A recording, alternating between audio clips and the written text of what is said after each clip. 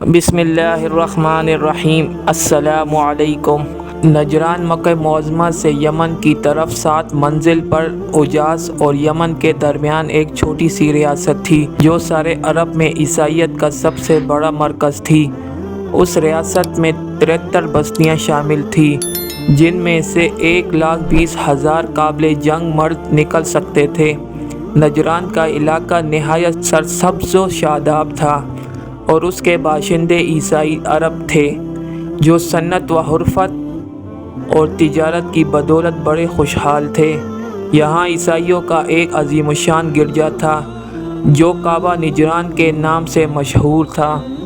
اس گرجے میں ایک قبہ 300 کھالوں سے گنبد کی شکل کا بنایا گیا تھا۔ جو شخص اس کی حدود میں آ جاتا اسے مامون سمجھا جاتا۔ ریاست کی تمام آبادی عیسائی تھی اور 3 سرداروں کے زیر حکم تھی۔ ایک عاقب کہلاتا تھا جس کی حیثیت امیر قوم کی تھی، دوسرا سید کہلاتا تھا جو ان کے تمدنی اور سیاسی امور کا نگران تھا، تیسرا اسقف تھا جو ریاست کا دینی پیشوا تھا۔ فتح مکہ کے بعد حضور صلی اللہ علیہ وآلہ وسلم نے حضرت مغیرہ رضی اللہ تعالی عنہ بن شعبہ کو تبلیغ اسلام کے لیے نجران بھیجا، مگر ان کی تبلیغی مساعی کا نجران کے نصارہ نے کوئی اثر قبول نہ کیا، بلکہ الٹا ان پر طرح طرح کے اعتراضات کیے۔ حضرت مغیرہ رضی اللہ تعالی عنہ بن شعبہ نے واپس آ کر حضور صلی اللہ علیہ وآلہ وسلم کو صورتحال سے آگاہ کیا تو آپ صلی اللہ علیہ وآلہ وسلم نے اسقف نجران کے نام ایک مکتوب ارسال فرمایا جس کا مضمون یہ تھا: بنام آل ابراہیم و اسحاق و یعقوب علیہ السلام، محمد پیغمبر خدا کی طرف سے نجران کے اسقف کے نام، تم اسلام لے آؤ، میں تمہارے سامنے آل ابراہیم و اسحاق و یعقوب علیہ السلام کی حمد کرتا ہوں اور حمد کے بعد تمہیں بندوں کی عبادت چھوڑ کر خدا کی عبادت کی طرف بلاتا ہوں اور بندوں کی حکمرانی سے ہٹا کر خدا کی حکمرانی کی دعوت دیتا ہوں۔ اگر یہ تم کو منظور نہیں تو جزیہ ادا کرو، اور اگر جزیہ دینا بھی منظور نہیں تو لڑائی کے لیے تیار ہو جاؤ۔ والسلام۔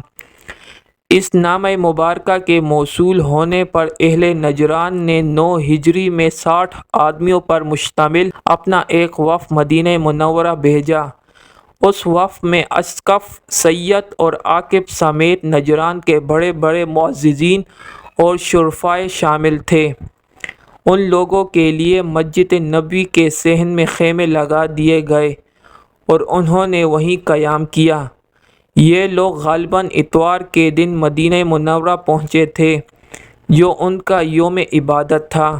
چنانچہ انہوں نے اپنے طریقے سے مسجد نبوی میں نماز پڑھنی چاہی تو صحابہ رضی اللہ تعالی عنہم اجمعین نے اعتراض کیا۔ حضور صلی اللہ علیہ وآلہ وسلم نے فرمایا پڑھنے دو۔ اجازت ملنے پر انہوں نے مشرق کی طرف منہ کر کے اپنی نماز پڑھی۔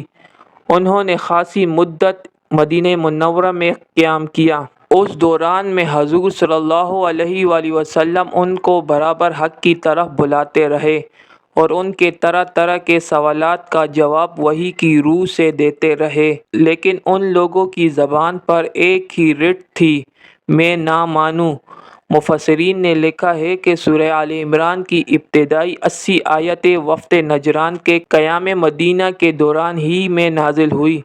ایک دن حضور صلی اللہ علیہ وآلہ وسلم نے انہیں اسلام کی دعوت دی۔ ہم تو پہلے سے ہی مسلمان ہیں۔ حضور صلی اللہ علیہ وآلہ وسلم نے فرمایا تم لوگ صلیب کے پجاری ہو اور حضرت عیسیٰ علیہ السلام کو خدا کا بیٹا کہتے ہو، حالانکہ ان کی حالت خدا کے نزدیک آدم علیہ السلام جیسی تھی اور وہ بھی ان کی طرح مٹی سے پیدا کیے گئے تھے، پھر وہ خدا کس طرح ہو گئے؟ اہل وفد نے حضور صلی اللہ علیہ وآلہ وسلم کی کوئی بات نہ مانی اور برابر کٹ حجتیاں کرتے رہے۔ اس پر یہ آیت نازل ہوئی۔ ترجمہ: اور جو کوئی تم سے علم آنے کے بعد بھی جھگڑا کرتا ہے اس سے کہہ دو کہ آؤ اپنے بچوں، مردوں اور عورتوں کو بلا لیتے ہیں، تم اپنے بچوں، مردوں اور عورتوں کو بلا لو، پھر ان کے ساتھ ہم اور تم خدا سے دعا کریں کہ ہم میں سے جو جھوٹا ہو اس پر خدا کی لعنت پڑے۔ چنانچہ اتمام حجت کے طور پر حضور صلی اللہ علیہ وآلہ وسلم حضرت فاطمہ الزہرا رضی اللہ تعالی عنہا، حضرت حسن رضی اللہ تعالی عنہ اور حضرت حسین رضی اللہ تعالی عنہ کو ساتھ لے کر عیسائیوں سے مباہلے کے لیے تیار ہو گئے۔ بعض روایات میں اس موقع پر حضرت علی کرم اللہ وجہہ کو بھی حضور صلی اللہ علیہ وآلہ وسلم نے اپنے ساتھ لیا تھا۔ عیسائیوں کو مباہلہ کرنے کی ہمت نہ پڑی، کیونکہ ان میں سے بعض دور اندیش لوگوں نے رائے دی تھی کہ اگر یہ واقعی نبی ہیں تو ہم لوگ ہمیشہ کے لیے تباہ ہو جائیں گے۔ چنانچہ انہوں نے کہا، ہم نہ مباہلہ کرتے ہیں اور نہ اسلام قبول کرتے ہیں، البتہ ہمیں جزیہ دینا منظور ہے۔ آپ ہمارے ساتھ ایک دیانتدار آدمی کو بھیج دیں جس کو ہم جزیہ کی رقم جو آپ مقرر کریں گے ادا کر دیا کریں گے۔ حضور صلی اللہ علیہ وآلہ وسلم نے ان کی بات مان لی اور فریقین کے مابین اسی کے مطابق معاہدہ صلح طے پا گیا۔